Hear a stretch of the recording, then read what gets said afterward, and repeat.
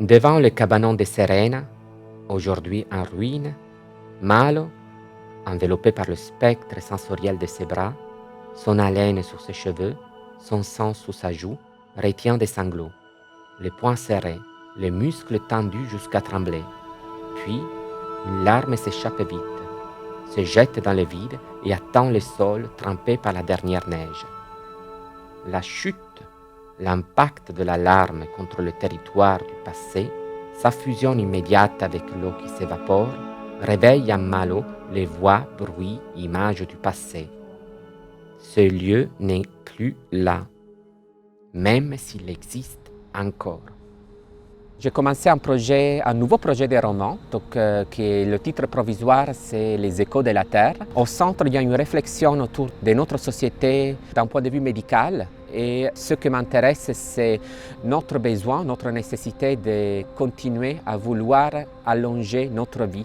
Les personnes peuvent finalement se nourrir de médicaments qui ça permet de réparer le corps. Donc on a trouvé l'immortalité et l'une des personnages principales, Serena, décide de ne plus prendre ce médicament. Sur place Amazonie, c'est donc le titre du roman que je suis en train d'écrire. Ce roman parle de Jeanne, une jeune femme qui, après avoir vu un documentaire sur la déforestation, se lance à la poursuite d'un homme. Elle a croisé son regard à la télé et elle se met en tête d'aller le retrouver. Son voyage est un peu vain, cette quête n'est pas très bien définie dans sa tête, mais c'est à partir de cette étincelle qu'elle va se retrouver perdue sur le fleuve Amazone, entre Santarém et Manaus. Demain, il n'y aura plus de forêt. Cet arbre sera abattu, le nom de cet arbre sera oublié. Les oiseaux qui venaient s'y percher seront tombés à terre comme des fruits pourris, sans couleur, les yeux brûlés par les flammes. Les singes hurleront de douleur. Les lianes s'accrocheront aux lianes, les ailes des papillons seront poudrées de cendres, les rivières qui naissent des rivières charrieront les poissons prisonniers du cloaque. Sur la berge alluviale, les tortues seront ensevelies, leurs œufs dissous. Les fourmis légionnaires seront immobiles. Le tissage des pagnes, l'empennage des flèches, l'emplacement des nasses, les plantes qui soignent, l'ordre des coquillages, les rêves des chiens et des jaguars, ces façons d'habiter la terre seront oubliées.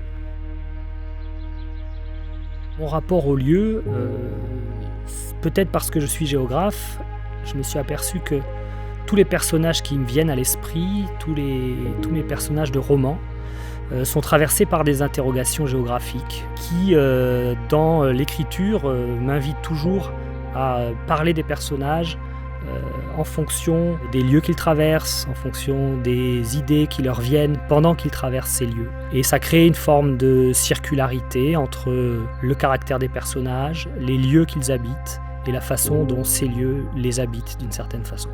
Les lieux ont une place très importante. Par exemple, le château Frontenac devient une usine pharmaceutique. Même tous les bâtiments qui entourent le parc des gouverneurs sont d'autres bâtiments de l'usine. Le Vieux-Québec devient un quartier dortoir où habite une partie des employés de l'usine. C'est aussi un nouveau processus qu'est le plaisir de plonger dans l'imagination et transfigurer les lieux. Malo aime se promener au port et sur la terrasse du Ferrand. Bouger, se sentir libre. Exister dans l'instant sans devoir s'enfuir. S'asseoir à une table, boire une bière, choisir ses repas à sa convenance. Malo veut aller travailler et vivre au château Frontenac. Il a souvent croisé les employés dans le quartier de la rue Saint-Jean. Le soir, ils envahissaient les bars. Une bonne partie n'abandonne pas son uniforme pour des habits personnels. Pourquoi le Marais Poitevin ? Je trouvais intéressant d'aller dans un espace que je ne connais pas, me mettre un petit peu à la place de Jeanne qui découvre l'Amazonie. Il y a quelque chose de très ironique, de très burlesque dans l'idée de choisir le Marais Poitevin, mais je pense que pour Jeanne, c'est la seule référence qu'elle a d'un milieu aquatique, forestier, vert, et c'est peut-être le seul imaginaire qu'elle a de l'exotisme que représente l'Amazonie. Sans qu'elle comprenne pourquoi, le mot Manaus lui a toujours fait penser au marécage de Miami. Jeanne avait eu la chance de faire un échange linguistique en Floride, au collège, mais elle n'avait quasiment pas quitté la maison, sauf pour monter en voiture avec le père de son correspondant, Michael, un adolescent avec un très gros nez auquel elle n'avait rien à dire. Ils avaient sillonné le parc national des Everglades, ce qui pour Jeanne était resté une extraordinaire expérience, même à travers la vitre, alors que Michael trouvait ça nul.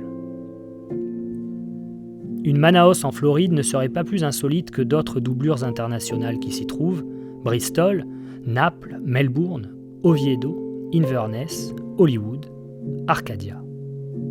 Et que penser de Jupiter dans le comté de Palm Beach? J'ai heurté, savez-vous, d'incroyables Florides mêlant aux fleurs des yeux de panthère à peau d'homme.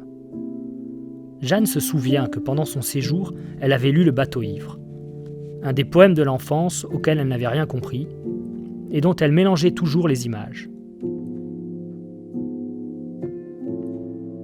Les coups des pieds de Serena contre le sol valsent dans l'air.